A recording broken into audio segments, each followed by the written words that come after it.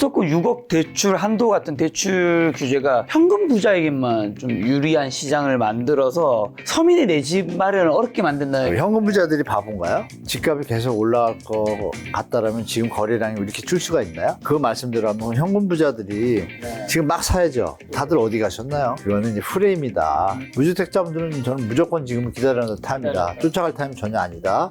조정량이 분명히 올 거다. 만약에 세게 오면 이게 2, 3년 갈 수도 있어요. 다주택자분들은 자산관리 포트폴리오 좀 재구성하셔라 좀 말씀드리겠습니다.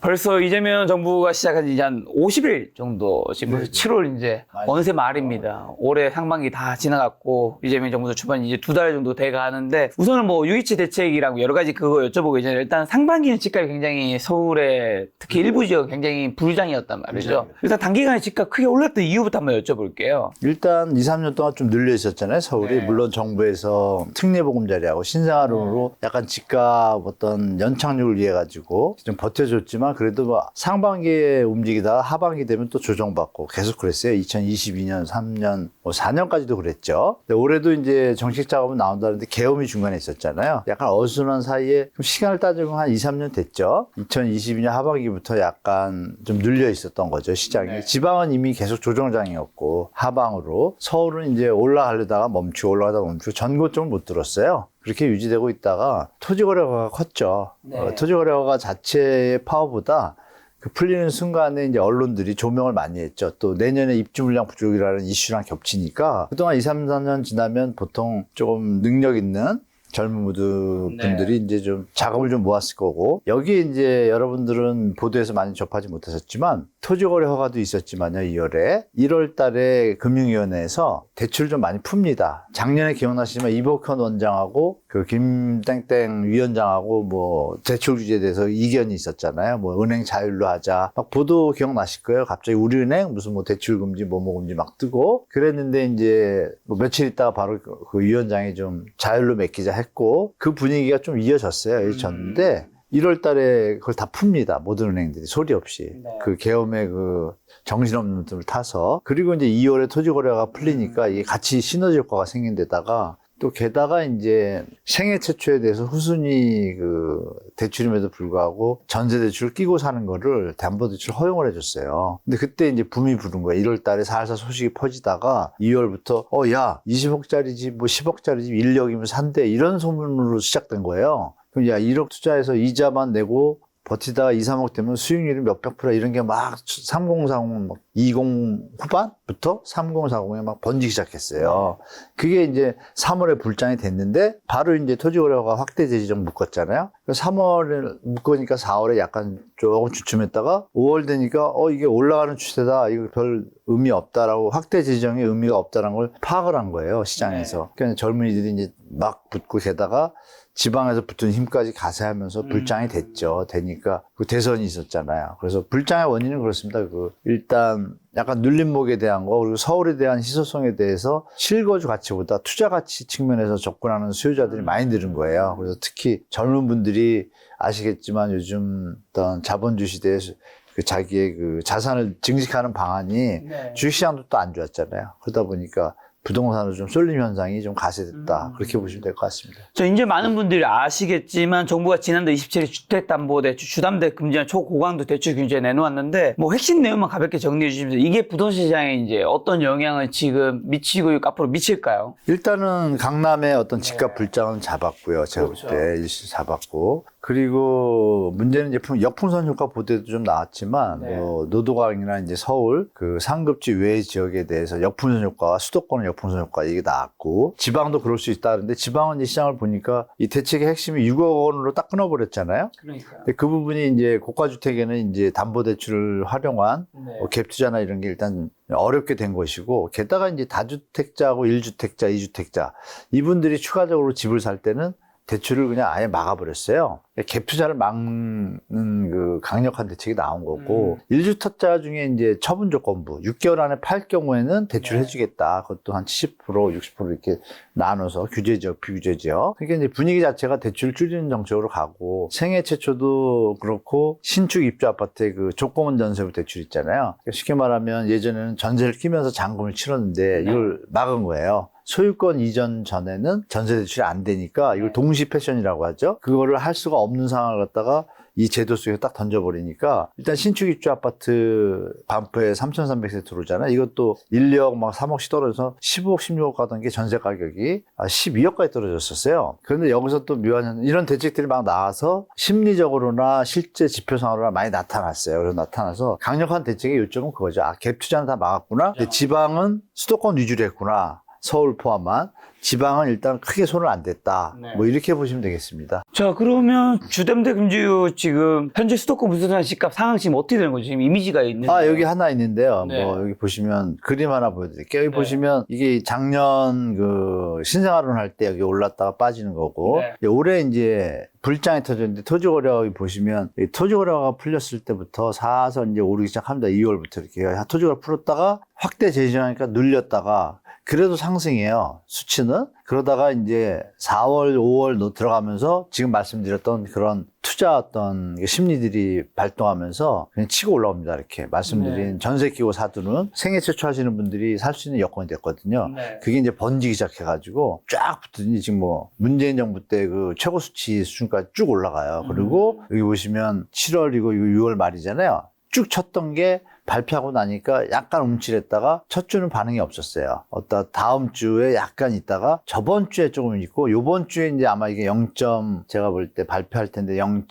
이번 주 목요일 날 발표도 하거든요. 이게 아마 요보다 좀 더 내려올 가능성이 좀 높거든요. 그러면 일단 진정됐다 이렇게 보여지고 지방도 보시면 이렇게 지방도 뭐 여러 얘기가 나오고 있지만요. 여기 파란 선이 전국인데요. 전국은 뒤늦게 따라 올라갔어요. 서울이 계속 치니까 일정한 기간을 쫓아가는데 6월 달에 거꾸로 대선이 끝나고 나서 올라가기 시작한 거예요. 아이러니하게. 일단 대책이 없었으니까. 네. 그 지방이 쭉 치고 가다가 서울 따라서 올라가는데 627 딱 나오니까 바로 꺾기 시작했습니다. 지방도. 그러면 이제 서울 제한 수도권인데요. 수도권도 똑같은 모습이에요. 뒤늦게 쫓아가다가 서울은 아까도 말씀드린 네. 것처럼 여기서부터 이렇게 올랐다가 잠깐 주저앉았다 이렇게 됐는데 두 번의 이제 상승 텀이 있었는데 지방하고 수도권은 따라오려고 전국은 하다가 힘을 잃었고 지방은 여기 보시는 것처럼 이게 빨간색인데요. 전반적으로 올라가려고 좀 애쓰다 그냥 꺾였습니다. 그래서 간단하게 말씀드리면 서울 수도권 전국적으로 평균이 올라간 건 서울 수도권 상승폭으로 평균값이 올라갔지만 서울 수도권을 제외한 나머지 지역들은 여전히 하락 조정장을 계속 유지하고 있다 이렇게 보시면 되겠습니다. 그럼 서울 수도권을 기준으로 했을 때 공인중개사 사장님들이나 아니면 이제 그냥 일반 사람들을 만나보시거나 했을 때 이야기를 들었을 때 지금 사람들의 심리는 어떤 것 같으세요? 교수님 보셨을 때? 일단 심리는 주춤했고 지금은 약간 뭐 거래 절벽 분위기로 가고 있지만 이 공인중개사분들이 하시는 게 젊은이들이 일단 부동산 투자에 대한 개념이 이 갭 투자를 지금 막아놔서 그렇지 어떠한 방법으로 또 찾을 거라는 기대감을 가지면서 내년에 이제 입주 물량 부족하다는 게 다 알잖아요. 그거를 정부가 대책이 없다라면 또 오를 거다라고 다 보고 있으면서 호가를 쉽게 안 낮추고 있어요. 안 낮춤에도 이제 하락거래는 계속 나오거든요. 그래서 지금 이거 하나 보여드리면 돼요. 공인중개사분들 얘기도 중요하지만 이걸 보시면 아실 거예요. 그러니까 공인중개사분들 얘기는 이제 수도권은 예전하고 별 차이가 없다라고 얘기를 하고 이게 빨간색이 무슨 기준선인가요? 이제 상승 하락의 영원. 여기 이제 점 하나가요. 여기 왼쪽이 잘 안 보이네. 죄송합니다. 이게 단위가 1000, 2000, 5000 이렇게 빠지는 거거든요. 그러니까 하락 거래가 뭐 5000 되면 이렇게 찍히는 거고, 상승 거래는 뭐 1000, 2000, 5000 뭐 이렇게 되는데 이것도 상승 거래량하고 양을 일단 거래량을 비교할 수가 있고요. 상승 거래량, 하락 거래량, 그리고 그 어떤 농도라 그럴까요? 그 하락 폭. 하락이나 상승폭을 볼 수가 있잖아요. 상승폭은 좀 작고 하락폭이 좀 깊어지고 있다. 뭐 이렇게 보시면 하방으로 좀 밀리고 있다라고 보시면 되는데 이게 서울도 마찬가지인데 노도강도 약간 비슷합니다. 이렇게 강보합 갔다가 좀 내려갔다가 다시 또 심리가 살아서 올라갔다가 그러니까 지금 약간 소유자분들하고 매수자분들하고 괴리가 생기기 시작했어요. 뭐냐면 거래량 일단 그래서 줄었잖아요. 괴리가 생긴 이유는 소유자들은 내년에 입주물량 부족하니까 더 오를 수 있는 여지가 있을 거야. 이렇게 해서 버티는 분이 꽤 계시고, 그리고 매물도 실제로 조금 약간 거두들인 분도 있어요. 그런데 매수자분들은 이제 이건 높다, 기다리겠다 이런 분들이 많다 보니까 갭이 생기니까 찾아오는 분도 약간 줄었고, 거래량은 아시는 것처럼 거래량이 좀 문제가 있는데요. 문제라기보다는 강력하게 신호를 보내고 있는데, 거래량이 아시겠지만 이번 주 월요일 기준으로 서울이 1,200 몇 건인데 뭐 매입되는 것 빼면 한 1,100건 정도 나와요. 1,200건 정도. 그러면 저번 달에 지금 10,000건 벌써 넘었거든요. 6월 달에 피크일 때 대책 전에 10,000건을 넘었는데 1,100건이다 그러면 우리가 다음 한 달 신고 기간이 남았으니까 대충 계산하면 3,500에서 4,000건? 그러면 이제 반토막 더 났잖아요. 근데 그 다음에 이제 만약에 또 대책이 그러니까 대책이 되게 중요한 것 같아요. 대책이 또 나오면 시장이 좀 안정될 거라는 게 공유사분들 얘기고, 대책이 지지부진하면 다시 또 튀어오를 수 있다. 이렇게 보시고 계시더라고요. 그러면 6.27 그 대책이 이전에 수많은 정부에서 했던 대책이나 규제에 비해서 굉장히 강력했던 건가요? 어떻게 보면 사실은 수요가 뭘 할 수 있는 동력 자체를 다 끄는 거 아닌가요? 서울 기준으로 했을 때. 이게 이제 바라보는 시각과 해석이 중요한데요. 마치 처음에 나왔을 때 저도 조금은 그랬어요. 그랬는데 이제 한 3일 지나서 저는 좀 체크를 해보니까 100% 끄는 건 아니고 이제 두 가지를 볼 수 있을 것 같아요. 일단은 강남이 타겟이었던 것 같아요. 6억으로 끊어놨기 때문에 일단 강남에서 생애 최초 대출을 활용해서 전세 끼고 사는 그 투자는 이제 불가능한 수준이 됐고, 현금이 없으면. 그러면 이제 수도권으로 우리가 봐야 되는데, 수도권에는 심리적으로는 그런 영향을 줬지만 가격을 생각해 보면 최대 6억이니까 수도권에 뭐 비싼 거 15억, 뭐 17억도 있지만 대부분이 10억대에서 10억 뭐 초반 또 10억 이하도 많거든요. 그런 경우에는 이제 전혀 의미가 없죠. 6억이라는 개념이. 왜냐하면 기억하시기에 9억이면 우리가 생애 최초 같은 경우에 만약 70% 하면 6억 3천이잖아요. 별 차이가 없어요. 그러니까 변동사항이 없다고 보시면 돼요. 지방이나 수도권에는 별 의미가 없고, 이 대책이. 다만 이 생애 최초자가 전세대출 끼고 사는 건 막았죠. 그럼 우리가 생각할 게 생애 최초자가 아닌 분들은 또 할 수가 있잖아요. 그러니까 쉽게 말하면 집을 갖고 있다 파신 분이에요. 이분들은 해당이 안 되는 거예요. 그럼 이분들은 실수요자들의 개념에서 제가 볼 때는 시장에 계속 시장에 수요로 남아 있으니까 시장에는 분명히 반응 자체가 완전히 죽지는 않잖아요. 그러니까 이제 소유자들은 그런 분들이 또 매수 문의가 오니까 호가를 지금 버티고 있다 이렇게 보시면 되고, 또 매수자들은 정부 정책에 대해서 확실히 다른 점이 뭐가 있나 보니까 뭔가 느낌상 그래요. 그럼 디테일을 보면은 하나 차이가 있는 거죠. 이런 거죠. 이번 대책 중에 하나가 전 금융권 동시시행이라는 단어를 좀 크게 썼어요. 진한 글씨 두껍게 해가지고. 그게 의미가 좀 큽니다, 여러분. 투자하시는 분들은 아시지만 항상 우회로를 금융위원회에서 만들어놔요. 제가 뭐 몇 달 전부터 금융위원회를 좀 비판하고 있는데, 금융위원회가 잘 알거든요. 어떻게 하면 집값이 안정되고 뭐 이런 거 다 아는데, 그 시나리오나 매뉴얼이 다 있는데 이번에 분명히 보고를 했을 걸 받아들여서 했을 텐데, 그 중에서 소유권 조건부 소유권 이전 전에 전세 대출은 금지하는 요 내용이 좀 특수하게 보이고, 다른 때랑 좀 다른 거고요. 신축 입주 아파트에 대해서 전세 끼고 뭐 이렇게 돈 맞춰서 투자 수익 노리는 이런 행태를 지금 막으려고 애를 쓴 흔적이 딴 때보다 강력하고, 그리고 다주택자들 이제 끊어버렸잖아요. 추가 주택 사는 걸 갖다가 전 정부든 계속 그거에 대해서 한쪽에서 풀어줬습니다. 임대사업자 대출 이런 식으로. 근데 이 부분을 어느 정도 좀 타이틀로 막았다고 생각했는데, 이런 점들이 많이 달라요. 다른데 조금 시간이 지나니까 이 부분 조금 새는 것들이 있어요. 그건 나중에 또 말씀드릴 텐데, 차이점은 그거죠. 전 금융권 동시시행, 소유권 이전 전에 전세 대출 금지, 다주택자 갭투자 금지. 그럼 이게 완벽한 것처럼 보이잖아요. 보이는데 이미 지금 말씀드린 한 예를 말씀드리면, 소유권 이전 전에는 전세 대출을 받는 세입자를 들릴 수가 없으니까 지금 사례를 하나 말씀드리면 이해가 쉬울 텐데요. 우리나라 사람이 머리가 좋잖아요. 머리가 좋으면 무슨 경우가 와도 생존 본능이 있어가지고 빈틈을 발견하나요? 발견하죠. 말씀드리면 이해되실 것 같은데, 전세 대출을 받아야 전세 가격이 제대로 올렸을 때 좀 쫓아오잖아요. 근데 못 받으면 그만큼 하방 효과가 있잖아요. 그러니까 소유권을 이전을 받으려면 돈을 내가 다 내야 되는데 능력이 안 되니까 고민하잖아요. 그러면 전세가를 낮춰서 전세를 맞춘 다음에 전세 대출 안 받은 사람은 전세가 낮아지니까 그걸 맞춰서 또 매출, 이렇게 머리가 아프고 고민스러웠었는데, P2P 업체라고 하시죠? 개인 사금융에서 그냥 돈을 빌립니다. 아니면 일반 은행에서 그냥 빌리는 겁니다. 그냥 대출해가지고 잔금을 치는 거예요. 치자마자 그러면 전세 입자를 구할 때 전세 가격을 높이는 거예요. 그때는 전세 대출을 받아도 상관이 없잖아요. 소유권 이전 전에만 아닌 경우에는 전세 대출 받은 사람도 다 전세를 놓을 수 있으니까. 그래서 요번에 그 서초동 그 아파트가 12억까지 떨어졌잖아요. 지금 말씀드린 그게 다시 또 퍼져가지고 그냥 과감하게 소유권 이전 전에 그냥 잔금을 다 대출 받아서 이자가 좀 부담스럽지만 바로 전세를 들여오면 일부를 전세대로 갚을 수가 있잖아요. 이게 이제 약간 순서만 바뀌었지 원위치된 현상이 벌어지면서 15억, 16억이던 게 12억, 13억 떨어졌다가 지금 다시 14억, 15억 이렇게 다 회복을 했어요.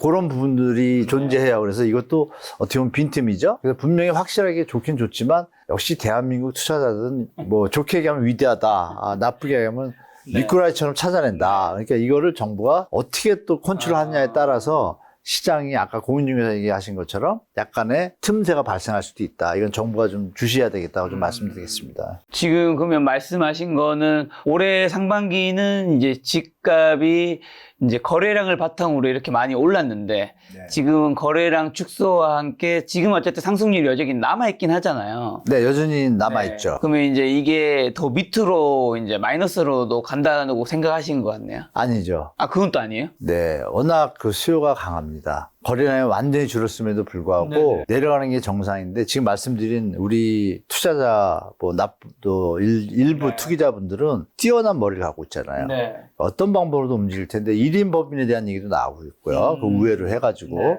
그리고 뭐 중국인 얘기도 나오잖아요. 네. 중국 사람 하나 친한 사람 세우다가 그 사람이 대신 대출받고 다 사기하고 근저당 설정하는 방법도 있잖아요. 그죠?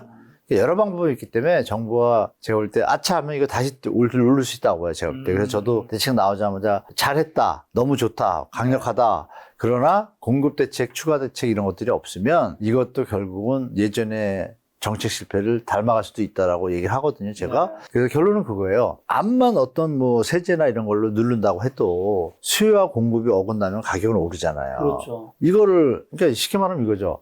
엄마는 있어. 뭐 이거 죄송한 얘기지만, 아빠도 있어야 이게 좀 화목해 보이는 것처럼, 예. 지금 이제 아빠가 없는 거예요, 제가 볼 때. 그게 공급대책이라고 보는 거예요. 공급대책이 있어야 그러면 수요자들 지금 안 사는데, 내가 그럼 살 집이 빨리 내려와 주는데 안 내려와 주니까 공급대책이 나오면 예측이 좀 가능하잖아요. 내가 그러면 3년, 4년 뒤에 좀 집을 사더라도 지금 안 사겠다. 이 분위기가 형성돼야 주인들도 가격을 좀 낮춰서 내고 하락의 어떤 좀 연착륙의 기준으로 갈 텐데 그냥 방치하면 내년에 입주 물량이 부족하기 때문에 그 불씨가 살아날 수 있다. 완전히 지워지지 않았다. 완전히 지워지지 않은 건 아까 작가님 말씀하신 것처럼 살아있잖아요, 아직. 불씨가 완전히 안 꺼졌잖아요. 그러니까 이런 부분에서 정부가 좀 더 지금 방심하면 안 되고 추가 대책이나 뭐 공급 대책을 비롯한 여러 가지 전세 DSR 또 만지작되잖아요. 이런 것들을 심도 있게 계산해서 시장에 영향을 주지 않으면서도 안정적으로 갈 수 있는 대책이 안 나오면 제가 볼 때 불씨는 다시 오를 수 있다. 많은 분들이 지금 이제 이 유기치 대책 이후에 이제 거래량 뚝 떨어진 곳에서 이제 집값 막 떨어진다고 얘기하시는 이제 시청자분도 계신데 앞으로 추가 대책이나 공급이 명확하지 않으면 또 그게 아직까지 불씨는 충분히 남아있다는 거네요. 예, 맞습니다. 저는 서울은 그렇다고 봅니다. 서울. 지방이나 수도권은 좀 달라요. 지방 수도권은 워낙 입주 물량이나 미분양 물량도 있고 해서 뭐 제가 예전부터 말씀드렸지만 2025년 하반기에는 하향으로 간다. 근데 서울은 이번에 불장에 어떤 트리거를 던져가지고 제 예측이 좀 벗어났죠. 서울도 만약에 그게 없었다라면 그 대출을 풀지 않았다라면 제가 말씀한 대로 하반기부터는 하향으로 갈 판이었거든요. 그런데 이제 변동성이 좀 크게 생겼었고 이거에 대해서 화들짝 놀라서 대책이 나왔잖아요. 그럼 이게 치고받고 하는 게임 같잖아요. 그 다음에 잠깐 쉴 거 아니에요. 쉬면 양쪽 다 생각을 할 거 아니에요. 그럼 투자자들은 항상 찾잖아요. 투자처를. 어떤 방식으로든. 그 부분에 대해서 정부가 수요자가 있고 투자자가 있잖아요. 투자자 수요는 잠재우고 수요자들이 움직이지 않고 불안하지 않는 정책을 내놓지 않는다라면 시간이 지나면 불안해지잖아요. 가격이 버티고 있고 안 받아주면은 다들 타임 스케줄이 있을 텐데 이런 부분에 대해서 정부가 방치를 하면 안 된다는 뜻입니다. 그래서 정부의 정책이 없었다 할지라도 올해 자체 유동성이나 이런 부분이 약한데도 불구하고 작년에 금리 인하를 툭툭 던져주니까 심리도 있고 여러 가지 뭐 스트레스 DSR 이런 걸로 막고 있는 형태가 됐잖아요.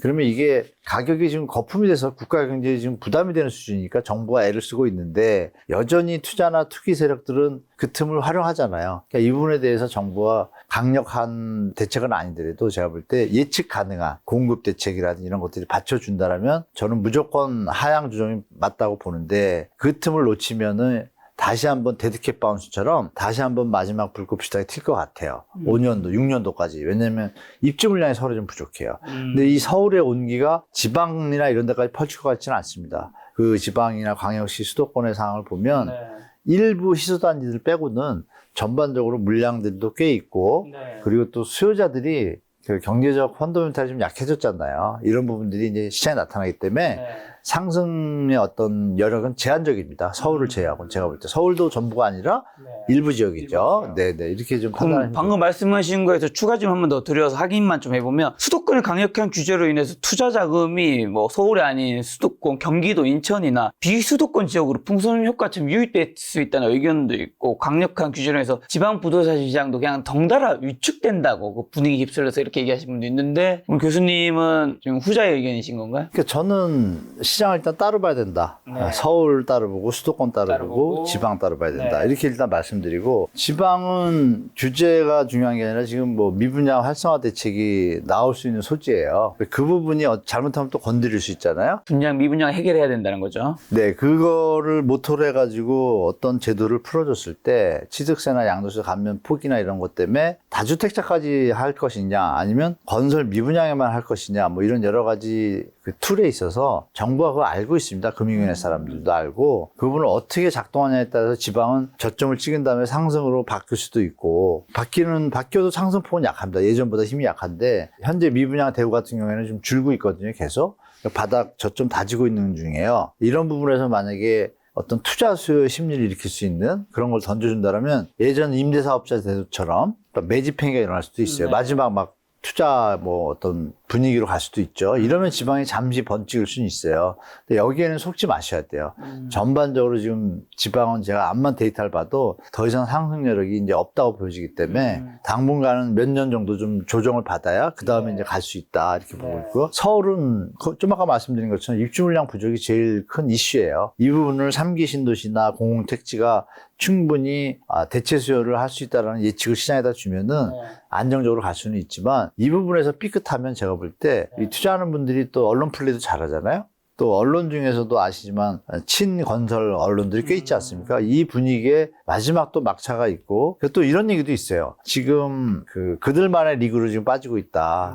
그렇기 때문에 거기에서 완전히 양극화가 크게 벌어진 다음에는 강력하게 더 폭락이 올 수도 있다 이런 얘기도 있고 그러니까 저는 전반적으로 보면 지금 경제 펀더멘탈 상에 서울 일부 지역은 약간 투자와 투기 대상이 돼버렸기 때문에 이거는 별도의 시장으로 따로 관리를 하고 나머지 전국의 시장에서 수도권과 지방은 또 차별화해서 정부가 대책을 내놓는 것이 시장에 좀 안정적인 측면, 연착륙, 중장기적으로 연착륙이 되는 게 제일 경제에 도움이 되잖아요. 그게 가야 되는데 정부가 대책을 과도하게 쓰거나 과소하게 쓰면 항상 빈틈이 있다. 결론적으로 말씀드리면 수도권과 지방 광역시들은 제가 볼 때 지금 예전처럼 불장으로 투자하는 시대는 이미 끝났다고 보고 서울의 그 8개 구만 뭐 아시죠? 여러분 다.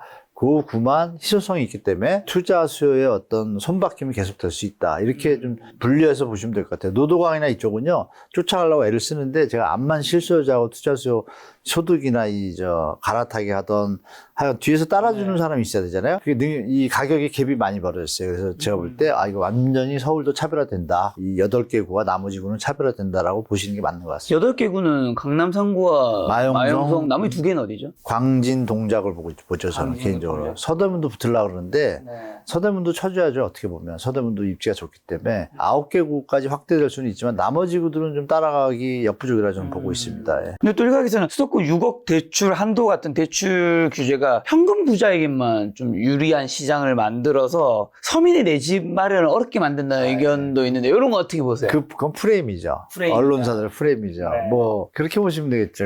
현금 부자들이 바본가요? 집값이 계속 올라갈 것 같다라면 지금 거래량이 이렇게 줄 수가 있나요? 그 말씀대로 하면 현금 부자들이 지금 막 사야죠. 그렇죠. 거래량 이렇게 줄 일이 없잖아요. 그렇죠. 다들 어디 가셨나요? 그러니까 쉽게 말씀드리면 그거는 이제 프레임이다. 현금 부자들 입장에서 정부가 이렇게 강력한 대책을 쓰고 신정부가 지금 뭐 임기가 1년 남은 것도 아니고 이제 시작이잖아요. 5년 동안 어떤 패턴이 보이잖아요. 아, 그러면 이 정부에서는 집값을 상승하는 완화 정책을 쓰지는 않겠구나. 공급을 확대해서 분양가를 가격을 낮추겠다는 의도는 던졌단 말이에요. 네. 그럼 시장 보이면 그러면 제가 돈이 있어도 지금 살 게 아니라 아, 조정기가 한번 오겠구나. 그때 사지 않나요? 저는 그렇게 생각해요. 그러니까 실제로 거래량도 줄은 거로 데이터가 나오잖아요. 네. 그래서 그거는 언론의 프레임이다. 현금 가진 분들도 이 시장 파악을 할 수 있다. 이렇게 그 말씀드립니다. 아빠 역할을 해주시는 게 아까 말씀하신 공급 확대 정책 네. 방향인데 이건 얼마나 현실성이 있을까요? 이게 사실 이전 정부에서도 공급을 하려고 최대한 노력했지만 이게 공급이 쉽지 거의 안 않고 됐죠, 거의 안 그 플러스로 오래 걸리잖아요. 이게 뭐 4년은 걸리잖아요. 아, 4년이요? 4년이 올해인가요? 아, 4년이면 어쨌든 지금 분양받아서 신축도 네. 3, 4년 걸리잖아요. 네. 4년이면 빠른 거죠. 아, 빠른 건가요? 3, 4년 뒤에 내가 새 집에 입주를 한다. 지금부터 네. 계약을 할 거 아니에요. 그러면 그게 3, 4년 뒤에 빠르다고 하지만 어쨌든 내년과 그 후년에 물량이 너무 없다면 내년하고 후년에 분양을 많이 하면 네. 해소가 되겠죠. 그러니까 이게 이제 정부가 중요한 역할이에요. 그래서 지금 3기 신도시에 대해서 이제 여러 네. 가지 최근의 보도를 하나 말씀드릴게요. 네. 최근의 보도를 보면은 3기 신도시 그 대책에 대해서 정부가 발표는 아직 안 했지만 LH 뭐 업무 보고해라 이렇게 했잖아요. 제가 이제 상황 파악한 걸 말씀드리면 3기 신도시 토지 보상률이 이제 5개부터 말씀드리면 광명은 나중에 발표가 됐잖아요. 네. 아, 시청자분들이 또 아쉽게 신도시 좀 구분을 좀 아시는 분도 계시겠지만 법에는 없어요. 법에는 없는데 그 업무 규정에서 LH에서 330만 제곱미터 사이즈, 그러니까 100만 평이죠. 네. 이 사이즈의 택지개발지구는 신도시라고 명칭을 붙여요. 네. 업무를 볼 때. 그럼 250만 원은 어떡하죠? 250만 제곱미터는? 신도시라고 명칭을 안 붙여요, 업무적으로. 네. 그러나 택지개발지구라고 명칭을 붙여요. 그래서 뭐 진접 택지개발지구 뭐 이런 식으로 부르거든요. 그러면 똑같은 신도시는 맞잖아요. 근데 구분할 땐 그렇게 한다 이렇게 보시면 되고, 지금 언론상에 나오는 3기 신도시는 우리가 말하는 하남, 교산, 뭐 부천, 대장, 네. 고양천 여기를 얘기하지만 나머지 이제 진접이고 이 주위에 많습니다. 뭐 오창이고 동탄 근처도 있고 거기에 이제 공공택지개발지구 꽤 많아요. 이 물량을 제가 계산해 보니까 35만 채예요. 여기만. 그러면 진짜 엄청난 물량이거든. 그럼 말씀대로 언제 그럼 하냐? 그동안 그렇게 안 했는데, 그럼 그동안은 왜 안 했냐면 이걸 생각해 보시면 돼요. 부동산 PF 문제가 좀 심각했었잖아요. 정부에서 사실상 좀 공격적으로 했으면 분양을 더 많이 할 수 있었습니다. 근데 그 사전청약도 몇 개 취소했잖아요. 정부의 정책 방향이 전 정부가 공공 분양을 축소하는 거였어요. 왜? 민간 분양하고 경쟁이 되잖아요. 민간의 미분양 문제가 해소가 안 되니까 이걸 조절을 좀 했던 겁니다. 그 270만 원 공약했었잖아요. 그거 다 어디 갔어요? 이게 정말 공약이 됐는데 지금 이제 세월이 흘렀잖아요. 네. 전 정부가 뭐 물론 불행한 일로 지금 이제 3년 만에 끝났지만 3년이라는 세월이 흐른 사이에 그럼 공공 분양 3기 신도시 택지들이 멍하니 있던 게 아니잖아. 일을 계속 해왔어요. 그래서 저번 달 4월 말 기준으로 말씀드릴게요. 4월 말 기준으로 데이터가 있는데 공식으로 보도되지 않았습니다. 그리고 제가 3기 신도시 추진단 사업처장 부장님들하고 좀 통화를 해가지고 데이터를 정리한 거예요. 다 토지 부상이 100% 끝났고요. 3기 신도시 한 군데만 99% 정도예요. 보통 다 끝났다고 보고 지작물 철거를 하고 있습니다. 지작물 같은 것들이 이제 철거가 돼야지 토지를 조성하잖아요. 그러면 그 조성하면서 바로 이제 분양 개념으로 하고 뭐 건설사에 민간 택지 분양하고 이런 절차가 있는데, 그럼 그 중에 제일 중요한 게 실시계획인가라는 게 있습니다. 실시계획인가라는 게 뭐냐면 거의 다 이제 사업이 하는데 문제가 없겠다, 실시하겠다라는 걸 던져주면 승인을 하고 나서 사업지 빨리 마무리하고 분양 들어가려면 사업계획 승인을 받잖아요. 지금 실시계획이 다 끝났어요. 끝났다는 얘기는 다른 업무가 없고 안에 지금 그러니까 이거죠. 우리가 경매를 받으면 임차인이 나가야 들어가잖아요. 그런 것처럼 지금 토지 보상이 끝났다는 얘기 뭐냐면 지금 계속 있는 아까 말씀드린 그 언론 내용이 뭐냐, 3기 신도시 내에 1,000 몇백 개 기업이 아직도 안 나가고 있고 네. 지작물도 철거가 되지 않아서 10년 더 걸릴 수 있다, 이런 뉴스가 나온 거예요. 그래서 제가 저기다 3기 신도시 그 사업단에다 얘기했죠. 보도해라, 사실이 아니지 않냐, 직시를 해줘야 된다 했는데 내용이 그겁니다. 지금 안 나오고 계신데 토지 보상 받았잖아요. 받았으면 뭐예요? 나가는데 안 나가고 그냥 있어요. 왜 있겠어요? 다른 데 가는 동안에 가서 그 기간 동안 여기 1년을 만약에 쉽게 말하면 개긴다. 그 기간에 대한 기회비용을 수익을 취하잖아요. 이거를 그냥 하고 있어요, 지금. 근데 그거를 이제 약간 강력하게 안 하는 거죠. 예전에 기억나시면 여러분 용산 참사 하시잖아요. 이런 것들 때문에 예전보다 행정 집행을 강하게 안 해요. 그런데 이번 정부는 상황이 틀리잖아요. 그러면 제가 확인한 바로는 지금 바로 공문서가 딱 간다. 그래서 지금부터 행정 대집행을 하겠다. 빨리 안 나가면. 다 돈 줄 거 줬으니까. 그런데 안 하면 부당이득 반환 청구도 같이 들어간다 이러면 알아서 나갑니다. 부당이득 반환 청구가 뭐냐면 내가 그냥 머무르는 거 아니에요. 그 비용에 대해서 좀 세게 들어갑니다. 금액 청구가. 나중에 꼼짝 말하고 다 내야 돼요. 그럼 바보 아닌 다음에 그냥 나가줄 거 아니에요? 그럼 그 행정 대집행을 하면은 그 시간이 별로 안 걸려요. 길게 해도 6개월. 그럼 그 안에 사업은 진행할 수 있잖아요. 분양도 하고. 그걸 전제로 하면 정부가 마음만 먹으면 2년 안에 분양 다 할 수 있습니다. 제가 볼 때. 그러면 그것도 너무 많잖아요. 갑자기 너무 많은 물량이 나오잖아요. 물론 뭐 진짜 다 할 수도 있지만 택지 조성 그 단계들을 제가 알기 때문에 넉넉히 보면 아까 말씀하신 한 4년, 5년 안에 전부 분양할 수 있어요. 그래도 그러면 1년에 뭐 5만, 7만 채가 괜찮은 집들이 나온다. 좋은 입지에. 그럼 거기에 수요자들이 반응을 하잖아요. 또 집도 잘 짓고 위치도 좋으니까. 그러면 이제 시장이 대책이 잡혀져서 아까 말씀하신 입주 물량 부족에 대해서 아, 그래, 나는 일단 그걸 기다리겠다 하고 다들 매매로 나서지 않는 상황이 되겠죠. 그럼 전세값에 영향이 있을 수는 있어요. 그죠? 전세로 들었으니까. 근데 이거에 대해서 이미 올 초에 최근에 그 상생 임대인제도 그거 다시 연장했습니다. 2년. 그러면은 제가 임대인이면 전세값을 올릴 일이 없잖아요. 여러분 임대인이 상생 임대인제도를 2년 연장해서 기억하시겠지만 2022년 3년 그때도 상생 임대인제도 때문에 전세값이 많이 안 올랐어요.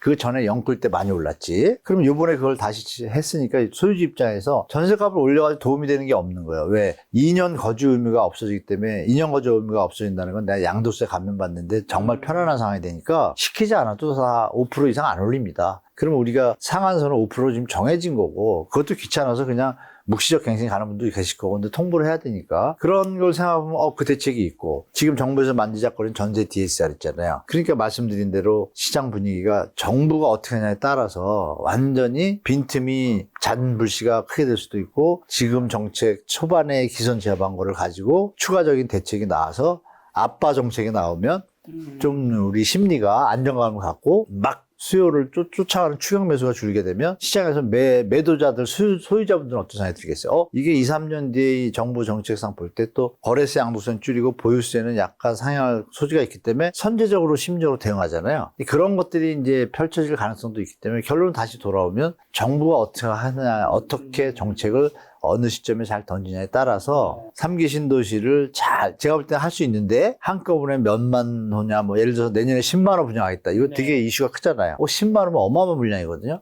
입주 있고 땅 있다는 거 다 아니까 재개발 재건축은 소송이 걸리지만 이거 그것도 없잖아요. 그러면 대기 수요자들한테 안정감을 주고 대체 수요에 대한 분산 효과가 있으니까 기존 시장이 하방 협력이 생기게 돼요. 그러면 시장이 좀 안정감을 찾는데 큰 도움이 되지만 이걸 가지고 또 미직미직 되면 시장은 바로 조금 반등으로 올라갈 수도 있다라고 보고 있습니다. 자, 교수님이 가져오신 자료를 오늘 놓치고 가는 게 있을 수도 있을 것 같아서 자료부터 한번 설명해 주시죠. 요건 뭔가요? 가천 한건 거래? 이건 좀 특수한데요. 이게 좀 화면이 잘 안 보여서 그런데. 일단 이번 주 월요일 저번 일부러 주말 가리신 건가요? 아닙니다. 이게 제가 이 뭐죠? 음영을 처리를 좀 못해 죄송한데 그 밑에도 나오거든요. 과천한 걸 보시면 요거예요. 요건데 글씨 좀 깨졌는데 금액만 볼게요. 글씨가 좀 깨졌습니다. 죄송합니다. 30억짜리 있잖아요. 한 건이라는 게 요건이 거래된 거예요. 20일 동안.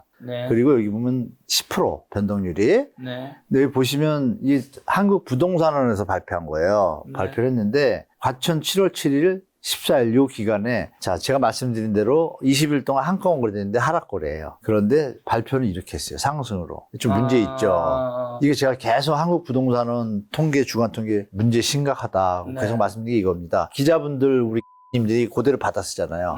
과천은 계속 올라가는 줄 알잖아요. 근데 이거 보시면 심각하다. 주간 통계 발표 정지가 돼가지고 제가 이걸 계속 얘기하는데 요번에도 또 그랬어요. 그럼 제가 드리고 싶은 말씀이 뭐냐면 최근에 뭐 신고가 나오고 이런 것들 있잖아요. 한국 부동산원이 여기 정성적 요인을 넣어가지고 통계를 지금 뽑아요. 세상에 전 세계 통계에서 국가기관 하는 통계가 정성적 통계는 이거밖에 없어요. 제가 볼 때. 제 생각엔. 이건 문제가 있다. 근데 이걸 가지고 언론에서 그대로 받아 쓰잖아요. 이거에 대해서 우리 시청자분들이 지금 시장에 어쩌면 거품이 껴있는 것을 반증하는 모습일 수도 있다라는 걸 좀 제가 각인시켜 드리려고 요 사례를 했습니다. 예전에도 한번 서초구가 2주 동안 다 하락했는데 하락 거래가 70-80%인데 상승이 계속 든 거예요. 그때 이제 제가 부동산이랑 통화해서 확실히 내용을 알아서 정성적 요인을 써서 그렇다라는 답변을 받았기 때문에 제가 계속 얘기하는 거예요. 지금이라도 좀 멈춰줬으면 좋겠다라고. 그래서 차라리 KB 통계 KB도 네. 주관하거든요. 그 정도 선에서 멈추고 우리 부동산원에서는 좀 정확한 그러니까 제도를 바꿔야 된다고 생각해요. 실거래가 등기 신고로 그런 시간이 좀 올 것 같습니다. 그러면 우리 시청자분들이 아셔야 될 게 저도 얘기를 하고 있지만 다 알고 계시거든요. 이게 만약에 가시화돼 가지고 네. 실거래가 미국처럼 로버트 실루지처럼 실거래가 등기가 된 걸 가지고 데이터를 다시 해서 발표하자로 바뀌면 시장 충격 큽니다. 그거. 우리 그 허위 거래 많잖아요. 이런 부분들에 대해서도 우리 소유자분들이든 우리 또 무주택자분들이든 좀 예측을 하고 계셔라. 이게 1년 안에 제가 볼 땐 분명히 이거 가시화될 것 같아요. 그리고 이것이 누가 봐도 이건 잘못된 통계니까 결국은 정상적인 통계로 갔을 때는 심리적도 안정도 있잖아요. 그런 것도 한번 보시라고 이게 제가 글을 만들어 놨습니다. 네. 자, 지금 방금 말씀해 주신 이제 가천에서도 어쨌든 신고가, 근데 이제 한 건.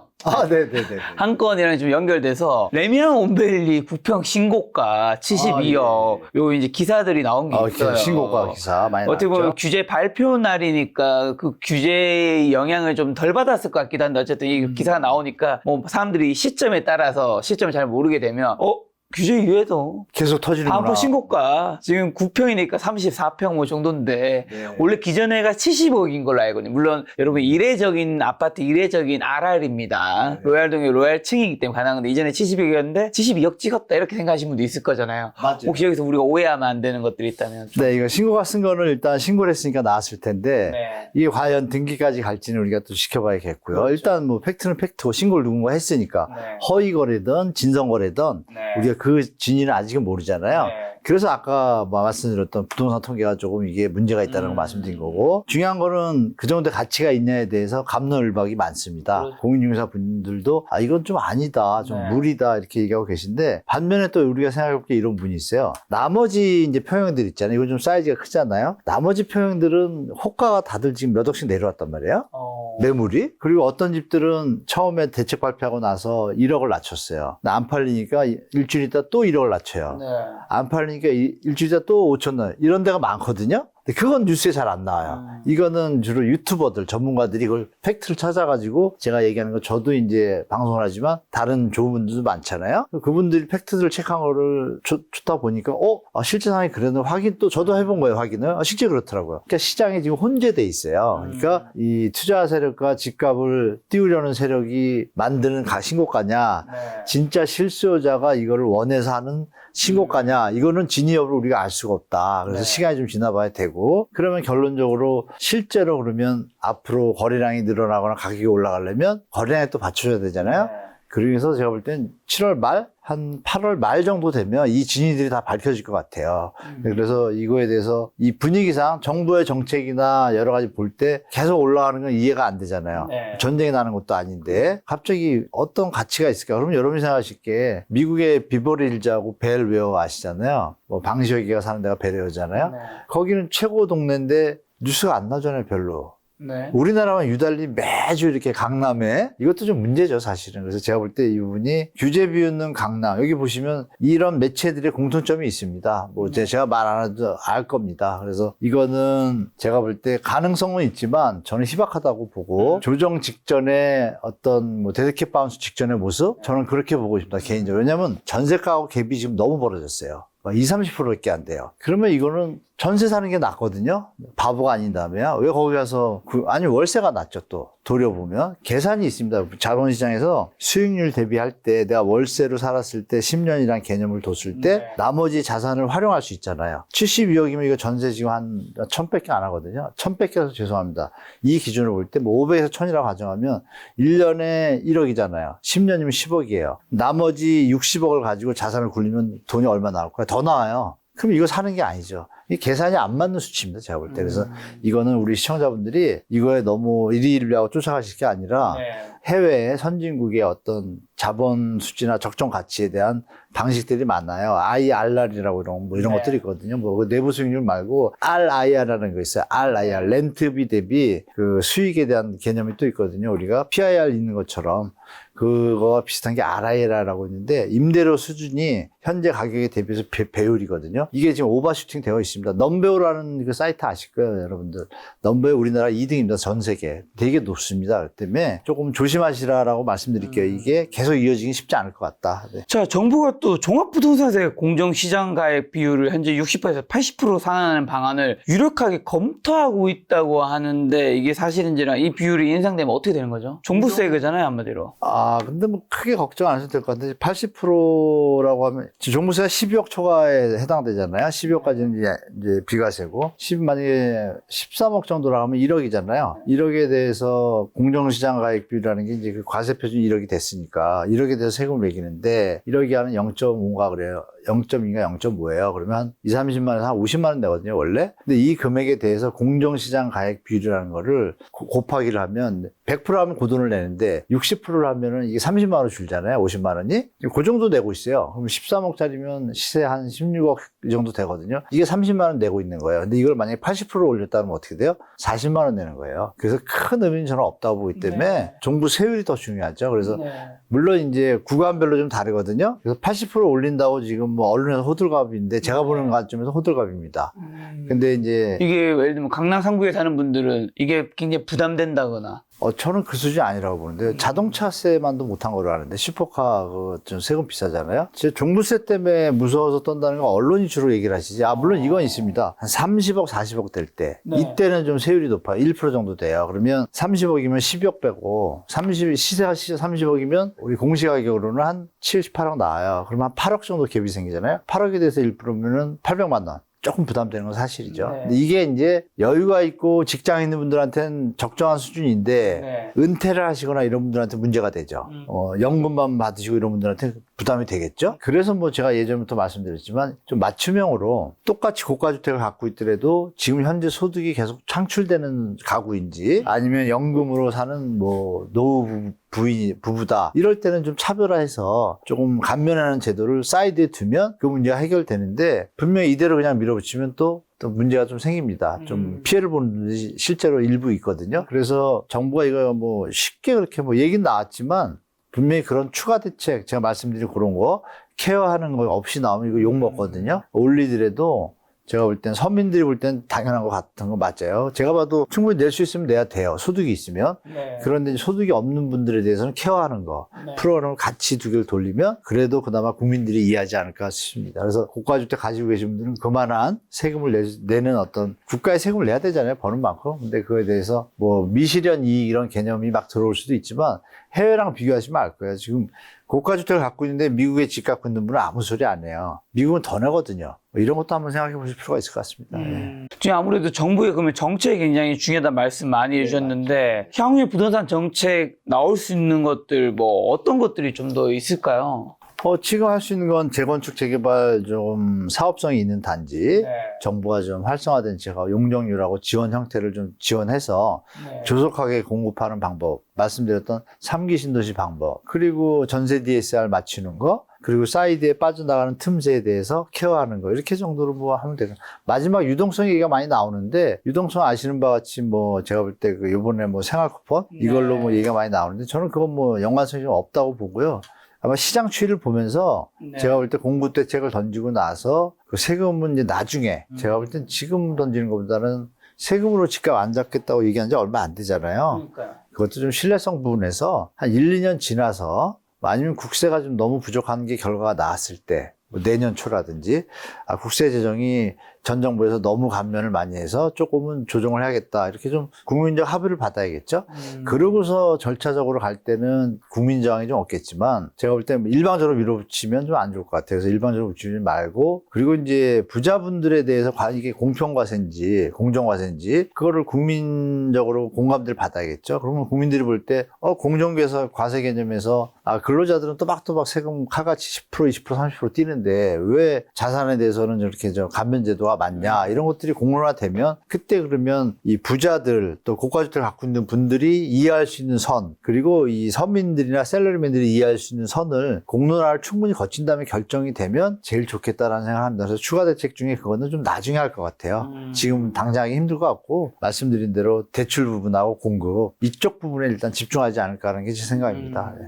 하나 있네요. 양도세, 비과세, 일시적 2주택 있잖아요. 이 부분에 대해서 조금 손을 될 것 같은 느낌이 있는데 이것도 바로는 안 되고 아마 연말이나 내년 초 이때쯤 나올 것 같습니다. 제 생각에. 빠를 수도 있는데 그건 너무 급하니까 그건 좀 우리 시장에서 좀 예측하셔야 될 것 같아요. 우리 투자자분들은. 네. 자, 그러면 이런 이제 서울의 집값을 잡기 위한, 특히 핵심 지역 잡기 위한 그런 정책으로 인해서 똘똘한 채 선호 현상은 앞으로 이제 좀 사라지는 건가요? 이 대목에 대해서 제가 다른 방송에도 이렇게 얘기하는데요. 대한민국에 똘똘하지 않은 집이 어디 있나요? 다 집은 좋지만 이제 입지가. 그러니까 이 똘똘하다는 개념이 집이 똘똘한 게 아니라 투자 가치가 있냐 개념이잖아요, 솔직히. 그렇죠, 그렇죠. 예. 그러니까 단어를 누가 만드신지 모르겠지만 되게 너무 좋게 표현했나요? 맞죠. 투자 선호 현상. 그죠? 네. 이렇게 해야지 정상인데 마치 이게 어휘가 좀 혼동되는 거예요. 똘똘한 한 채면은 강남인거로만 치는 거예요. 그러면 나머지 집들은 허름한 한 채입니까?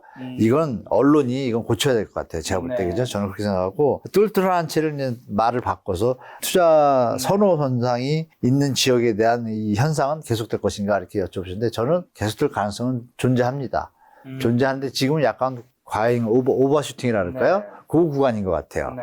그래서 이게 끝나고 나면 조정기가 좀 세게 올 것 같아요. 저는 개인적으로. 그럼에도 불구하고 일부 지역들 있잖아요. 저는 도리어 마포가 지금이랑 비교한다면 마포 용산이 쫓아오곤 있지만 주거의 쾌적성이나 이런 걸 볼 때는 사실 저는 그쪽이 더 낫다고 생각하는 사람이거든요. 마포 용산이요? 네, 그쪽이. 왜냐하면 강변을 똑같이 바라보고 있을 때 강남의 아파트들을 주로 쳐주는 데가 이제 강변을 제일 쳐주고, 그죠? 강가에 있는 나머지들은 이제 입지 때문에 이제 쳐주고 있는데 강남 아파트들을 강남에도 뭐 5억, 10억짜리 아파트 많이 있습니다. 실제로는. 그거는 이제 신축도 아니고 대단지도 아니고 우리가 아시는 게 신축이면서 대단지들이 지금 값을 리딩하고 있잖아요. 앵커 역할을 하는데 그 수요를 대체할 수 있는 대단지가 계속 나오고 있지 않습니까? 이랬을 때 매도자분들 중에, 소유자분들 중에 투자 목적으로 가지고 계신 분들 꽤 계세요. 그리고 갈아타기나 이런 거를 활용했던 세대들이 있어요. 지금 40, 50 들어간 분들이 계속해서 이 가격이 좀 어핑되는 데 도움이 됐는데 뒤에서 받쳐주는 세력이 저는 이제 거의 소진됐다고 봅니다. 솔직히. 그러니까 분명히 가치는 있는데 그 가격이 우리가 예측 가능한 선의 가격을 넘어섰다고 저는 봐요. 지금 수준이.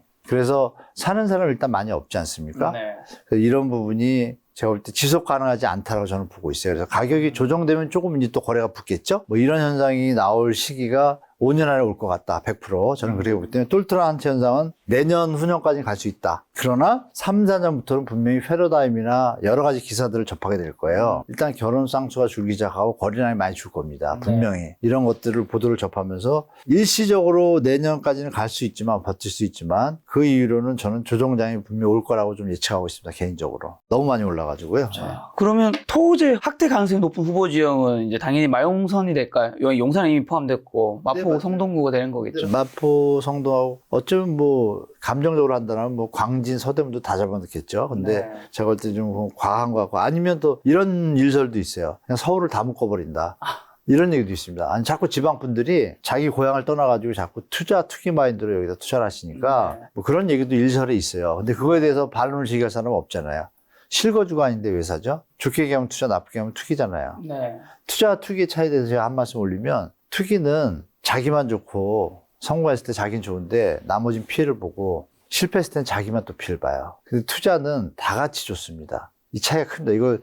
이 형태를 투자라고 자꾸 우리가 합리하고 네. 지금 약간 정상화하는 어떤 패러다임 요새 움직이고 있잖아요.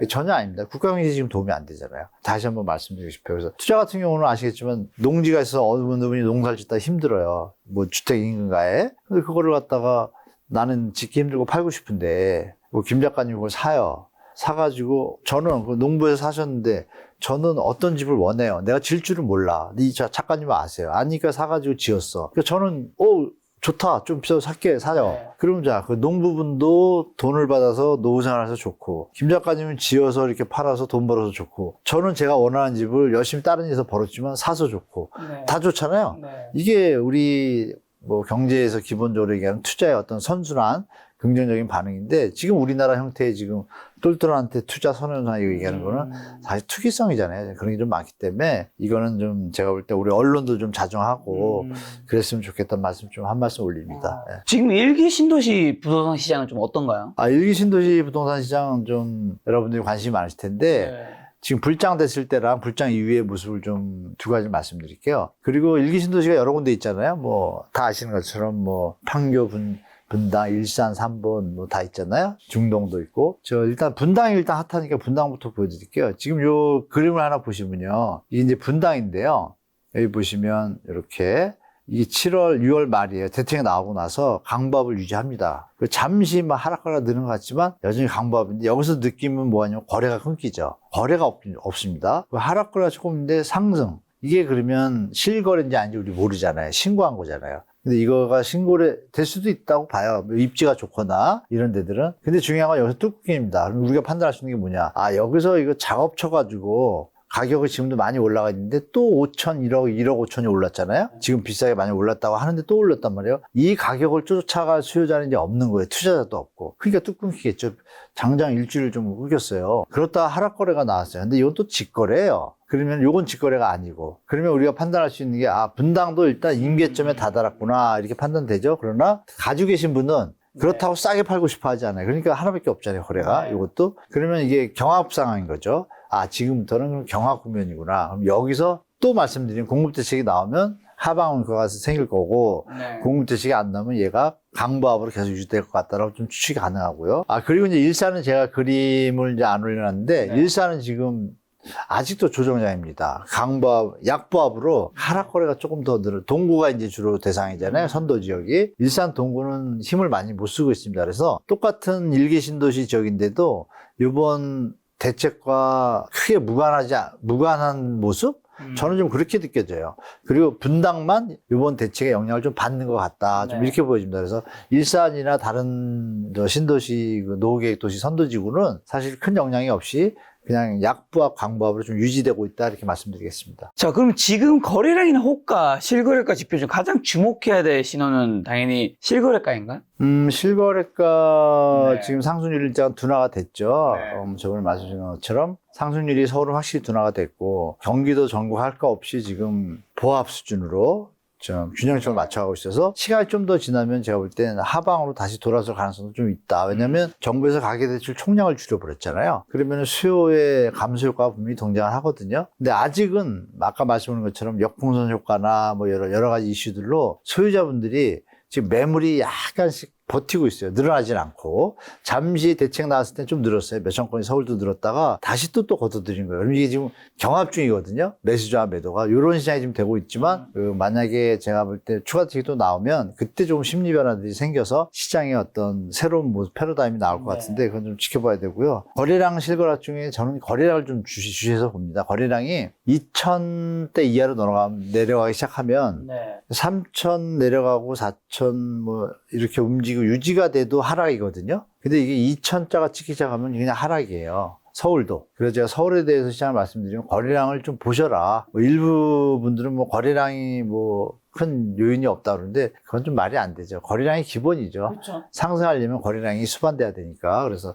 거래량이 일단은 감소하는데 이게 일시적인 대책으로 인해서 감소잖아요. 실제 수요의 대기자들이 얼마나 있는지 우리가 현재 추세는 하여간 약해지고 있는 건 맞지만 이 대책과 이어지는 어떤 시장 상황으로 맞춰서 만약에 8월, 9월이 원래 전형적인 비수기예요. 그럼에도 불구하고 연끌 시절에는 최고 거래량을 찍거든요. 이번에는 이제 요 8월 달, 9월 달 거래량이 되게 중요하게 작용한다고 봐요. 왜냐면 분명히 이게 거래량이 또 다운되면 시장에서 바라보는 시야나 심리가 바뀌거든요. 바뀌는 데다가 말씀드렸던 공급대책이 추석 전에 나온다. 이러면 시장이 안정으로 완전히 돌아가겠죠. 그래서 거래량을 좀 지켜보셔라 라고 좀 말씀드리겠습니다. 한국은행에서 올해 기준금리 2번 인하했었는데 하반기에 또 금리 인하 좀 더 할 수 있다고 우리가 많은 분들 알고 계실 텐데 이게 부동산 시장에 그럼 영향을 끼치는 건 예전보다는 다를까요? 왜냐하면 대출을 대부분 막아놔 버렸으니까.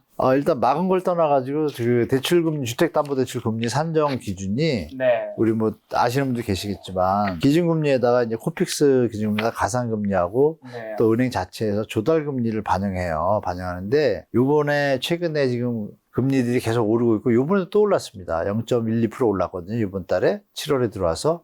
근데 여러분들이 아쉽게 미 국채 10년물 금리하고요. 우리나라는 금융채라고 있잖아요. 그 5년물 금리가 이제 변동폭이 생기잖아요. 그 변동폭이 가상금리에 계속 들어갑니다. 그리고 정부에서 정한 스트레스 DSR 있잖아요. 이것까지 포함되거든요. 그러면 2.5%에다가 기준금리 2.5하고 1.5 더한다 그러면 4%잖아요. 근데 여기에 이제 금융채 조달금리가 뭐 0.2 올라가면 0.2 올라갈 거 아니에요? 그래서 지금 실제로 4%에서 4.2%에서 지금 시작해요. 그러니까 여러분들이 판단하시기에, 물론 이건 있습니다. 또 드릴게요. 그러니까 금리 인하의 개념이 지금 원래 계획은 뭐 하반기에도 좀 낮출 계획이 있었잖아요. 물가가 좀 안정되고 소비가 자꾸 줄고 있으니까 이게 경제가 좀 펀더멘탈이 약해진다 보니까 총재께서 이걸 살리긴 살려야겠는데 거기 뒤에 뭐가 붙었죠? 미국이 금리를 안 낮추니까 우리가 낮추면 환율 어떤 리스크도 있어서 지금 또 1300막 80원 90원 가거든요. 미국이 저번 달에 고용이 좋게 나왔어요. 그러니까 미국이 강달러로 약간 가니까 또 우리 환율이 좀 친단 말이에요. 그럼 여기서 금리를 내리기 부담스럽거든요. 그러니까 여러분들이 생각하시는 것처럼 하는 총재도 약간은 지금 딜레마에 빠진 거예요. 우리 통화당국도. 왜냐하면 미국이 안정적으로 같이 내려줘야 같이 따라가는데 그렇죠. 이 갭이 넘어서면 우리가 환율 리스크도 있고 여러 가지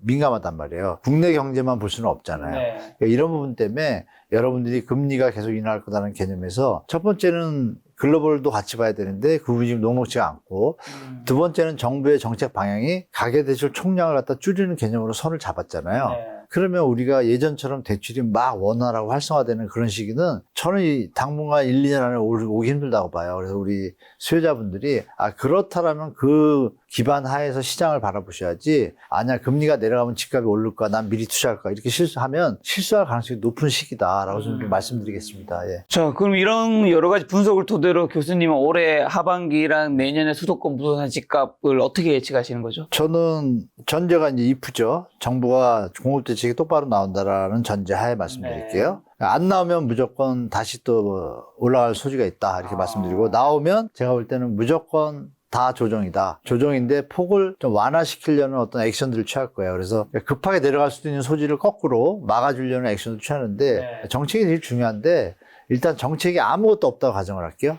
아무것도 없으면은 수도권 시장은 그냥 강bab으로 유지될 것 같아요. 유지되고, 서울은 나머지 지역도 대출 이게 묶여 있으니까 나머지 지역은 더 올라갈 수 있는 여러 개 한계가 있거든요. 선이 거기서 멈추지만 강남 3구와 마영성, 동작, 서대문 지역은 좀 꿈틀댈 수 있다. 분명히 이렇게 말씀드릴게요. 꿈틀댄다는 게 상승 기류가 생길 수도 있다. 입주 물량 부족 이슈 때문에 아무것도 없다면 그런 일이 벌어질 것이라고 보고, 만약에 공급대책이 수도권에 정확하게 나온다라면 제가 볼 때는 수도권은 안정국면으로 들어가고 서울도 안정국면으로 들어간다. 그 개념은 하향 조정화가 시작된다라고 저는 말씀드리고, 지방은 정부가 정책 중에 아까도 말씀을 드렸지만 미분양분에 대해서 어떤 강력한 양도세 감면이나 취득세 감면, 뭐 수요와 어떤 이런 정책들을 좀 지원을 해준다라면 일단 바닥을 찍고 약간 강보합으로 돌아설 수 있는 여지가 많다. 정책이 있다라면. 없다라면 연말까지 무조건 조정장세다. 이거 충분히 지켜보시고 내집 마련하시는 게 좋겠다라고 말씀드리겠습니다. 근데 강남 3구의 마용성이 이제 그런 충분한 대책이 만약에 더 뒷받침 안 되면 꿈틀댈 수 있다 얘기해 주셨는데, 많은 분들이 이제 강남 3구 마용성은 대출 없이는 사기 힘들다고 생각하고 있을 텐데 어떻게 꿈틀댄다고 이제 보시는 걸까요? 궁금해하실 것 같아서요. 꿈틀대다는 거죠. 거래량이 수반되지 않는 그 신고가가 계속 나올 수 있습니다. 그러면은 무리하게 뭐 사채는 아니지만 아까도 말씀드린 그 P2P? 네, P2P 업체를 활용한 투자도 가능하거든요, 제가 볼 때. P2P 업체 이자, 그러니까 요새 투자하는 분들의 행태가 그거잖아요. 생애 최초로 활용해가지고 강남을 많이 산 분들이 금리가 그것도 한 3.5, 4% 돼요. 그거를 감수하고 전세 끼고 사뒀을 때, 내가 만약에 집값이 얼마 정도 오르면 내가 얼마 정도 수익이 생긴다라는 투자 심리가 강했거든요. 근데 만약에 P2P의 금리가 뭐 한 5%다 그러면 1% 차이잖아요. 그러면 이런 거죠. 이자를 내가 300을 내나 350을 내나 일을 더 해야지 막 열심히 해가지고 이런 개념이 꿈틀댈 수 있다는 거죠. 그러면 다시 3040들 입장에서 급여 월급 생활로 답이 없다고 판단한 분들 중에 일부가 무리하게 투자하는 경우가 꽤 있잖아요. 그분들이 붙을 수도 있다. 그 뜻입니다. 꿈틀댄다는 게 그런 개념이고, 그래서 뭐 갈아타기 하시는 분들은 조금 다르잖아요. 갈아타기 하는 분들은 이미 어느 정도 수익이 자기가 가진 집에서 발생을 했기 때문에 6억을 던져가지고 갈 수도 있는 가능성이 있어요. 자본이 좀 고소득자들은. 그런 수요가 조금 움직이지만 우리가 지사 신문이나 언론상에서는 접하잖아요. 그러면 또 보도들이 뭐가 나올까요? 현금 부자들 움직인다 이렇게 또 과잉 보도가 나올 거예요. 그럼 꿈틀대고 가격은 올라가지만 거래량은 받쳐주지 않는 장세? 저는 그게 이제 펼쳐질 수도 있다라는 얘기죠. 다른 전문가분들이 그 갈아타기도 어쨌든 이제 만약 강남상구나 마용성에 있는 분들이 더 좋은 입지로 갈아타기 위해서 살 때 어쨌든 기존 집을 팔아야 되잖아요. 네. 그 대출이 끼어 있는 6개월 안에 네, 맞아요. 근데 팔고 나서 대출을 받으려고 하면 대출이 이제 자기가 원하는 만큼 충분히 안 나오기 때문에 아니죠. 미리 계산해 봐야죠. 계산을 자기 집이 만약에 성동네 네. 사는데 17억 됐어요. 이거는 내가 받을 수 있는 돈 아니에요. 네. 근데 여기서 만약에 이거는 자기가 수익이 창출이 된 거고 여기서 6억을 더하면 23억이 되잖아요. 네. 23억짜리 넘어갈 수 있잖아요. 이걸 6개월 안에 처분하면 되니까. 그래서 보통 이분들이 계약 조건을 할 때 계약을 쓰면서요. 계약 날짜를 바꿀 수다도 쓰는 것 같아요. 뭐냐면 6개월이 딱 되면 안 되면 또 안 되잖아요. 여러분 이걸 어기면 요번에만 대출 취소가 되는 게 아니라 3년간 대출 금지예요. 그래서 되게 위험하니까 조심하셔야 되고 네. 그러니까 이러거든요. 계약서를 오늘 썼어요. 근데 6개월 안에 집을 못 구할 수도 있잖아요. 네.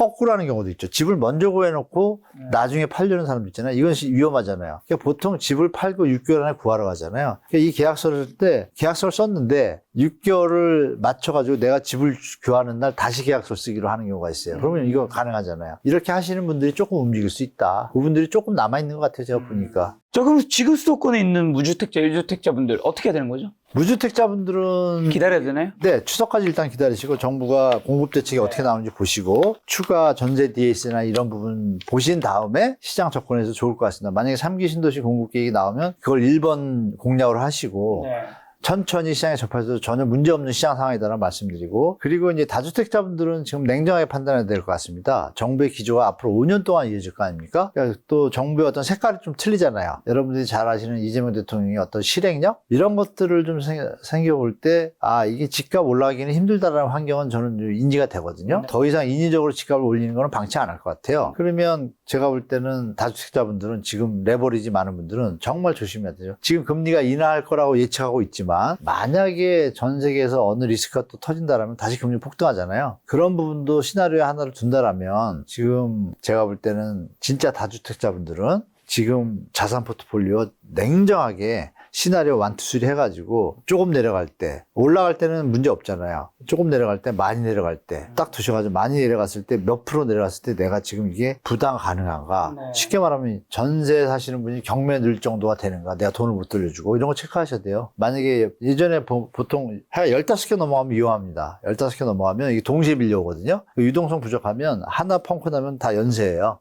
정신 없습니다. 제가 많이 봤거든요. 그래서 10개, 15개 이런 다주택자분들은 웬만하면 좀 차익이 있으면 좀 파시고 반 정도 줄이면 유동성 확보가 되잖아요. 그리고 요 시기를 넘긴 다음에 또 뭐 조정장 거치고 나면 또 한 번의 기회가 있으니까 그때 하셔야 되는 거고 무주택자분들은 저는 무조건 지금은 기다리는 타임이다. 쫓아갈 타임 전혀 아니다. 조정량이 분명 올 거다. 만약에 세게 오면 이게 2, 3년 갈 수도 있어요. 이걸 충분히 보시고 다만 내년에 입주 물량 이슈가 과연 어떻게 상쇄되느냐 내년 초 상황까지 예측하면 좋은데 지금 정부 대책이 제일 중요하다고 말씀드리잖아요. 그 부분까지 같이 확인한 다음에 시장에 접하시면 좋고 이왕이면 정말 급하신 분들은 경매 매수 대리인지도 제가 몇 번 말씀드렸잖아요. 그거 활용해서 지역에 뭐 공인중개사 가시면 이렇게 개업고 붙어 있잖아요. 뭐 그 자리에 뭐 15년 정도 하신 분이다. 그런데 경매 매수 대리인이시다. 그러면 그분 통해서 수수료 조금 드리고 집 경매로 사면 뭐 5천 1억 뭐 싸잖아요. 싸게 사니까. 그렇게 좀 마련하는 것도 좋은 방법이라고 좀 무주택자분들은 두 가지. 3기 신도시 공급 기다려보고 경매 활용하시고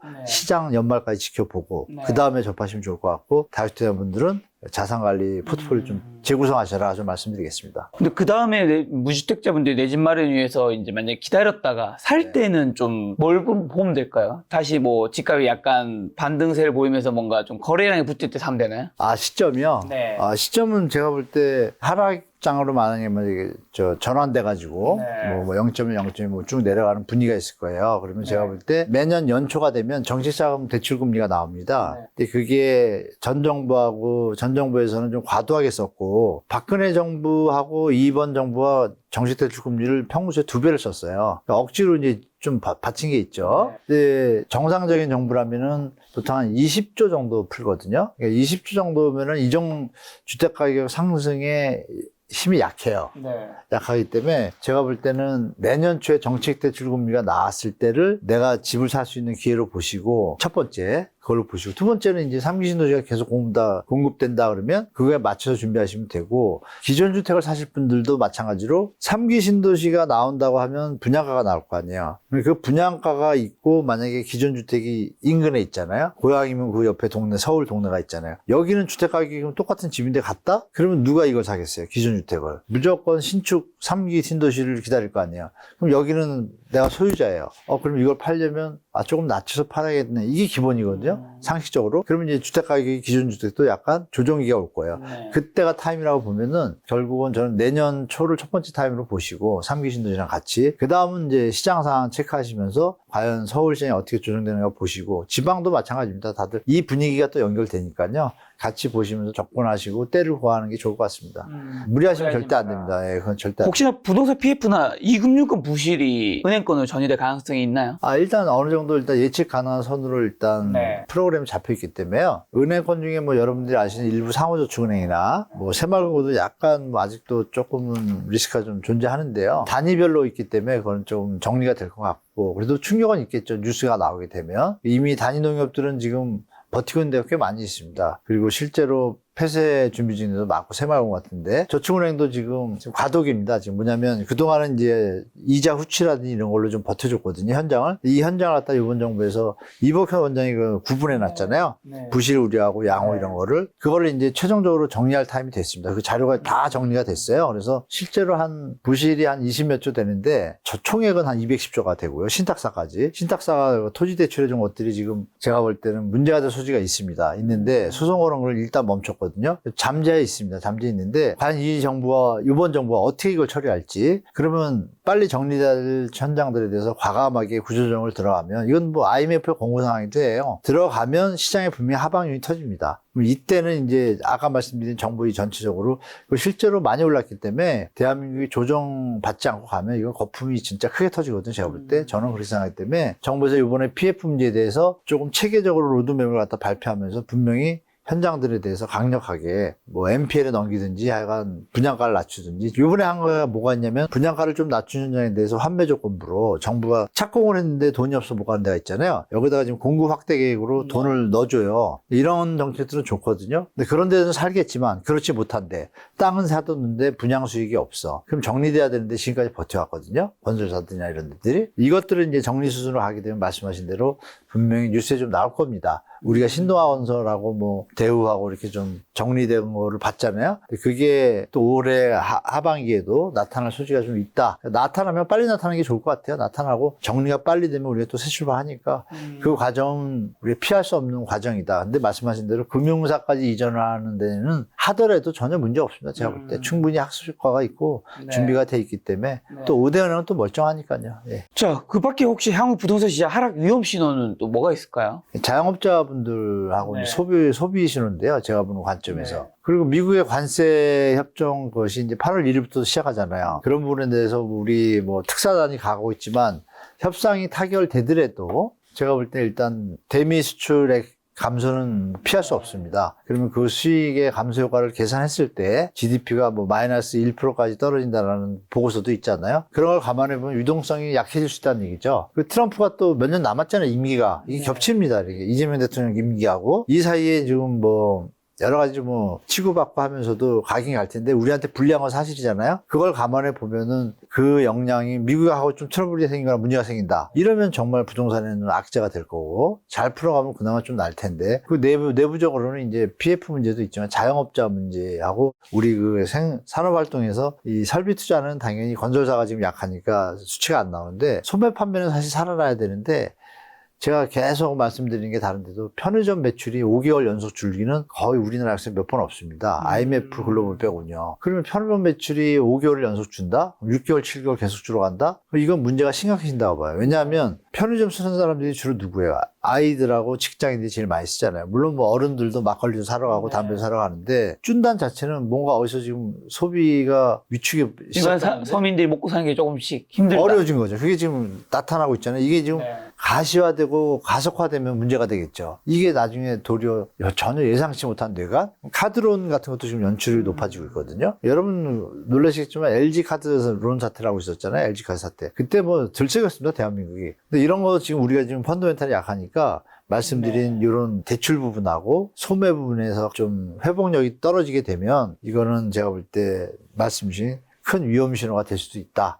외부는 거기에 있고 내부는 이게 있다. 두 가지 좀 보고 있습니다. 요건 뭔가요? 경매, 지금 이미 경매 건수. 네, 위험 신호로 이것도 말씀드릴 수 있겠네요. 지금 우리가 이제 집값이 오르거나 이럴 것 같으면은 당연히 경매 물건이 주는 게 시장의 기본적인 현상인데 네. 집값이 올랐잖아요. 지금 서울이. 근데 지방은 안 올랐잖아요. 근데 여기서 이제 묘한 현상이 벌어집니다. 그러니까 제가 최근에 서울 집값 상승이 정말 이거는 좀 왜곡된 거다. 거품이다라고 말씀드린 게 이게 좀 반증도 되는데 여기 보시면 이게 2010년부터 이 그래프예요. 보시면 이게 하얀 선이 서울 경매 건수입니다. 보시면 서울특별시 경매 건수가요. 이 2015년 이후 10년 동안 쭉 경매 물건이 없어요. 없다가 2022년도에 폭락했을 때 이때부터 이제 늘기 시작합니다. 하는데 쭉 늘다가 자, 주택가격이 서울 가격이 오르는데 왜 경매가 늘죠? 그리고 요번에 불장이 있었잖아요. 연말부터 작년 가을부터. 요때부터 여기 좀 내려온 게 여기 내려다가 다시 올라가잖아요. 근데 이 끝선이 어디예요? 그동안 이 10년 만에 15년 만에 고점이잖아요.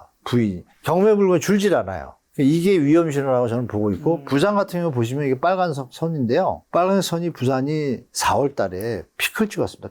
역대 피크. 그러니까 부산시장은 정말 지금 어려울 거예요. 제가 볼 때 앞으로도. 그리고 수도권인데요. 수도권도 보시면 잘 내려가다가 경매 물건이 증가하기 시작합니다. 급증합니다. 네. 이렇게. 그러면 이건 뭘 나타내는 거죠? 경매라는 건 아시지만 이거 임의경매거든요. 임의경매는 대출을 받았는데 이자를 못 내니까 그냥 은행에서 경매 붙여버리는 거예요. 그럼 이자를 못 내는 분들이 많아졌다는 얘기잖아요. 그러면 집을 팔아야 되는데 안 팔린다는 얘기잖아요. 그러면 최근에 신고가랑 괴리되잖아요. 그러니까 서울도 시장이 분명히 양극화되고 차별되는 얘기예요. 선호하는 지역 뉴스만 우리가 접하니까 네. 마치 다른 서울 지역들도 집값이 다 오를 것처럼 얘기를 하고 있지만 실제 상황은 그렇지 않다. 그래서 이 네. 위험 신호도 여러분들이 같이 보셔라라고 좀 말씀드리겠습니다. 예. 그러면 이제 지금 지방의 부동산 집값은 앞으로 좀 회복이 어려운 걸 걸까요? 이 상태로 한 1, 2년 가다가 경제가 좀 나아지면 그동안 근로자분들은 돈을 조금씩 모을 거 아니에요.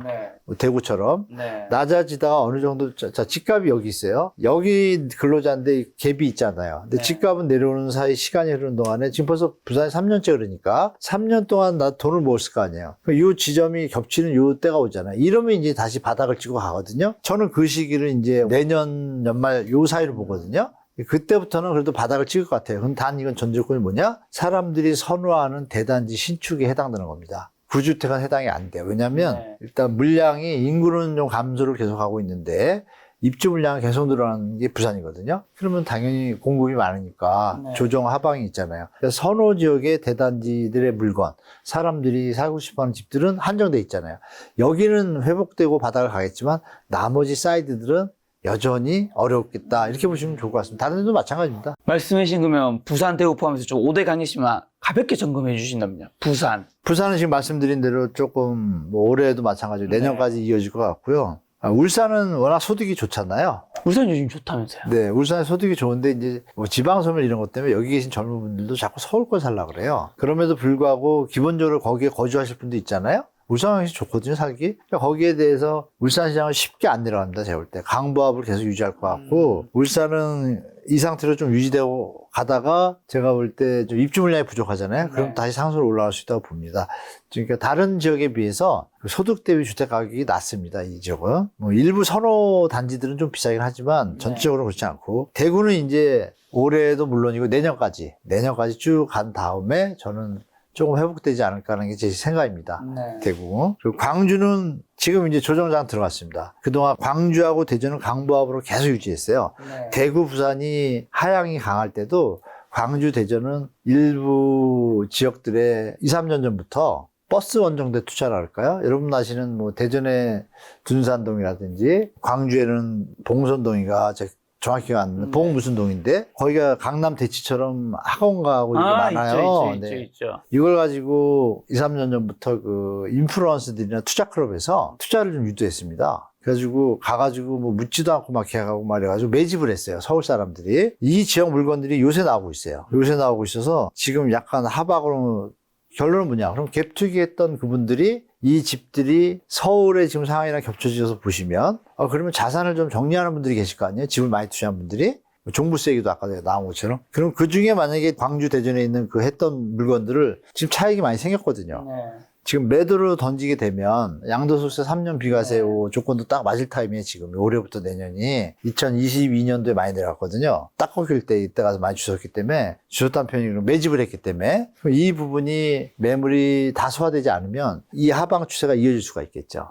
그래서 광주하고 대전은 제가 볼 때 올 연말까지 하방 조정으로 계속될 것 같고 세종은 매물이 워낙 많습니다. 그래서 상승 여러 개 한계가 있어요. 조금만 상승한다 그러면 매물이 갑자기 쏟아져 나와요. 그러니까 외지인들이 많이 산 거죠. 네. 이 부분이 그리고 또 조치원이라고 세종 바로 옆에 있잖아요. 세종이 이제 호재가 있지 않습니까? 근데 그 이청사는 무조건 이전할 것 같은데 만약에 확실하게 언제쯤 이전한다는 호재를 던져주면 이전한다는 건 확정 됐어요. 근데 언제가 없잖아요. 언제가. 근데 언제라는 타의 시간이 던져지면 그때 좀 움직일 것 같아요. 근데 움직일 때 그때 들고 계신 분들은 욕심내지 말고 좀 싸게 파시고 매수자분들은 그때가 되면 이제 세종이 좀 나아질 수 있는 여지가 있으니까 조금 저평가된 것들을 찾아가지고 매수하시는 타임인 것 같은데 세종시 자체를 보면 수요자 대비 공급이 좀 많다고 저는 예측이 되고 대전이랑 또 붙어 있잖아요. 대전의 영향도 있고 또 조치원이 한 5분 10분 거리예요. 근데 여기가 토지값이 싸요. 싼데 여기서 신축이 좀 지어지고 있는데 우리를 말하면 서울에서 뭐 분당이나 일산 이런 거예요. 근데 그거 더 가까워요. 뭐 한 10분이면 가요. 도로를 빡 뚫으면. 그러니까 대체 수요지가 있으니까 강력하게 상승을 하지 못하겠다라는 게 제 생각입니다. 그래서 조정장이 이어지지만